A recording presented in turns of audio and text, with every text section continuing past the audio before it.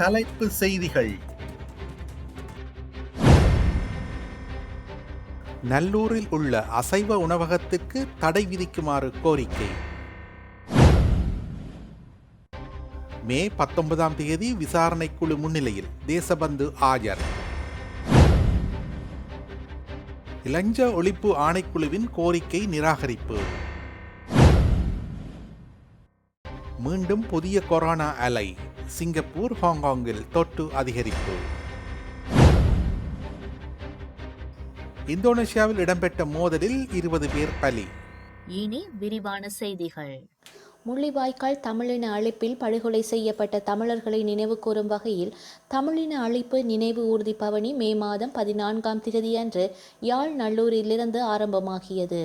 2009 ஆண்டில் முன்னெடுக்கப்பட்ட கட்டமைக்கப்பட்ட தமிழின அழிப்பை நினைவு கூர்தல் மட்டுமல்லாமல் நீதி கோரியும் நடத்தப்படுகின்றது. இந்த ஊர்தி பவனியில் பல துறை சார்ந்த மக்கள், மாணவர்கள், சமூக செயற்பாட்டாளர்கள், அரசியல் பிரதிநிதிகள் உள்ளிட்டோர் பங்கேற்று தமிழினத்திற்கான நீதி இன்னும் கிடைக்காததையும் வலியுறுத்தினர். யாழ் நல்லூர் ஆலயத்திற்கு அண்மையில் அமைக்கப்பட்டுள்ள அசைவ உணவகத்திற்கு தடை விதிக்குமாறு கோரிக்கையொன்று முன்வைக்கப்பட்டுள்ளது. இது தொடர்பில் யாழ் மாநகர சபையின் ஆணையாளருக்கு தமிழ் தேசிய மக்கள் முன்னணி சார்பில் கடிதம் ஒன்று வழங்கப்பட்டுள்ளது. அந்த கடிதத்தில் குறிப்பிடப்பட்டுள்ளதாவது: நல்லூர் ஆலயத்தின் சூழல் அமைவில் புதிதாக அமைக்கப்பட்டுள்ள மாமிச உணவகம் சைவ மக்களின் மனங்களுக்கும் ஆன்மீக உளவியலுக்கும் மதிப்பளிக்காமல் நடத்தப்படுவது குறித்து மக்கள் எமக்கு முறையிட்டு வருகின்றார்கள். சைவ மக்களின் ஆன்மீக உளவியலுக்கு இடையூறை ஏற்படுத்தும் குறித்த மாமிச உணவகத்தில் மாமிச உணவு தயாரிக்கும் செயற்பாடுகளுக்கு முற்றாக தடை விதிக்குமாறு கேட்டுக்கொள்கின்றோம் என குறிப்பிடப்பட்டுள்ளது. மே மாதம் 19 பிற்பகல் 2 மணிக்கு முன்னாள் போலீஸ் மா அதிபர் தேசபந்து தென்னகோன் தனது தவறான நடத்தை மற்றும் கடுமையான பதவி துஷ்பிரயோகம் குறித்து விசாரிக்கும் விசாரணை குழுவின் முன் ஆஜராக உள்ளார். முன்னாள் போலீஸ் மா அதிபர் தேசபந்து தென்னகோனின் தவறான நடத்தை மற்றும் கடுமையான பதவி துஷ்பிரயோகம் குறித்து விசாரணை அறிக்கை அளிக்க நியமிக்கப்பட்ட விசாரணை குழு இந்த அறிவிப்பை வெளியிட்டுள்ளமை குறிப்பிடத்தக்கது.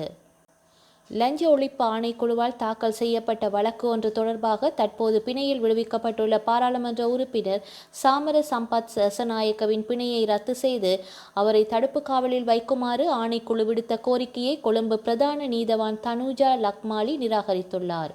லஞ்ச ஒழிப்பு ஆணைக்குழு முன்வைத்த வாதங்களில் சந்தேக நபரின் பிணையை ரத்து செய்யும் அளவுக்கு போதுமான ஆதாரங்கள் வெளிப்படுத்தப்படவில்லை என கூறி இந்த கோரிக்கையை நீதவான் நிராகரித்துள்ளார்.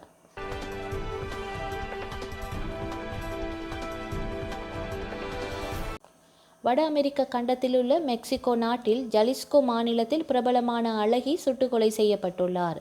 இந்த சம்பவம் சிகை அலங்கார நிலையத்தில் நேரலை ஒளிபரப்பு செய்து கொண்டிருக்கும் போது இடம்பெற்றுள்ளது.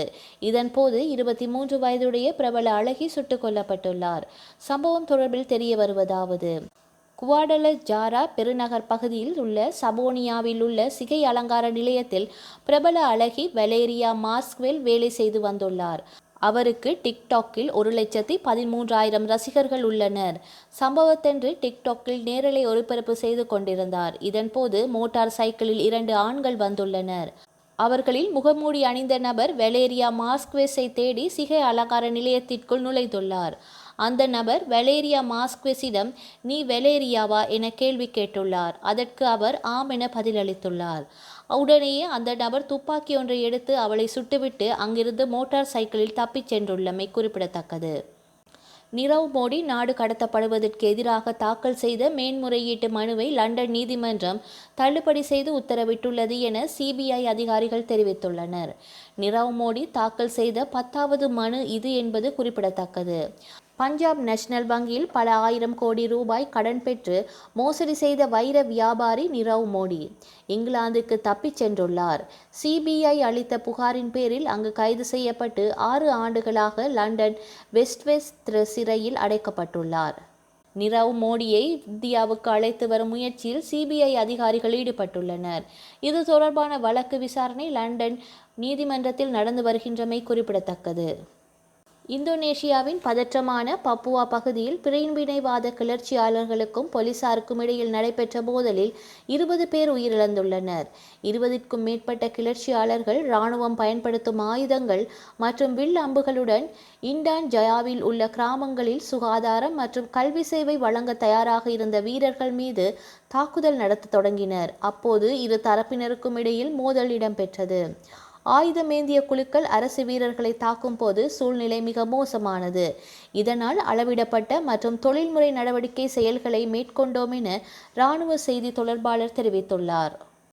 இந்தியாவுடன் அமைதி பேச்சுவார்த்தைக்கு தயாராக இருப்பதாக பாகிஸ்தான் பிரதமர் அறிவித்துள்ளார். இருப்பினும் இந்த அமைதி பேச்சுவார்த்தைகளுக்கு காஷ்மீர் பிரச்சனையும் ஒரு நிபந்தனையாக இருக்கும் என்பதை அவர் தெரிவித்துள்ளார். பஞ்சாப் மாகாணத்தில் உள்ள காம்ரா விமானப்படை தளத்தில் இராணுவ அதிகாரிகள் மற்றும் வீரர்களுடன் உரையாடும் போது அவர் இந்த கருத்துக்களை தெரிவித்துள்ளார். ஜம்மு காஷ்மீர் மற்றும் லடாக் யூனியன் பிரதேசங்கள் இந்தியாவின் ஒருங்கிணைந்த பகுதி மற்றும் அவற்றை ஒருபோதும் பிரிக்க முடியாது என்றும் இந்தியா ஏற்கனவே பலமுறை தெளிவுபடுத்தியுள்ளமை குறிப்பிடத்தக்கது. சிங்கப்பூர், ஹாங்காங்கில் மீண்டும் கொரோனா தொற்று அதிகரித்து கவலையை ஏற்படுத்தியுள்ளது. கடந்த 2019ஆம் ஆண்டில் உலக நாடுகளை ஆட்டுவித்த கொரோனா வைரஸ் தொற்றை யாரும் மறந்துவிட முடியாது. அதன் பாதிப்புகள், அதனால் ஏற்பட்ட உயிரிழப்புகள் ஏராளம். உலகின் பெரும்பாலான நாடுகள் மறந்துவிட்ட கொரோனா தொற்று தற்போது சிங்கப்பூர், ஹாங்காங்கில் அதிவேகமாக பரவி வருகின்றது. அண்மை காலமாக பதிவாகி வரும் கொரோனா தொற்றுகளின் எண்ணிக்கை இதை உறுதி செய்கின்றது. ஹாங்காங்கின் முக்கிய பகுதிகளில் கொரோனா பாதிப்பு புதிய அலையாக உருவெடுத்துள்ளது என்று அந்நாட்டு அதிகாரிகள் கூறி வருகின்றனர். அங்கு தற்போதுள்ள கொரோனா தொற்று சதவீதம் 11.4 உள்ளது. இதுவே கடந்த மார்ச்சில் 1.7% காணப்பட்டது. பரிசோதனை மாதிரிகளில் பெரும்பாலானவற்றில் தொற்றுக்கள் உறுதியாக இருப்பது தெரிய வந்துள்ளது. ஹாங்காங்கின் நிலைமை இப்படி இருக்க, சிங்கப்பூரில் ஒரு வாரத்தில் 28% கொரோனா தொற்றுக்கள் அதிகரித்துள்ளதாக அந்நாட்டின் சுகாதாரத்துறை அறிவித்துள்ளது. மே மாதம் 3ஆம் திகதியுடன் முடிந்த வாரத்தில் 14,200 பேருக்கு பாதிப்புகள் ஏற்பட்டுள்ளதாக சுகாதாரத்துறை கூறியுள்ளது. இதேபோல தாய்லாந்திலும் கொரோனா தொற்று அதிகரித்து வருகின்றமை குறிப்பிடத்தக்கது. வரலாற்றில் இன்று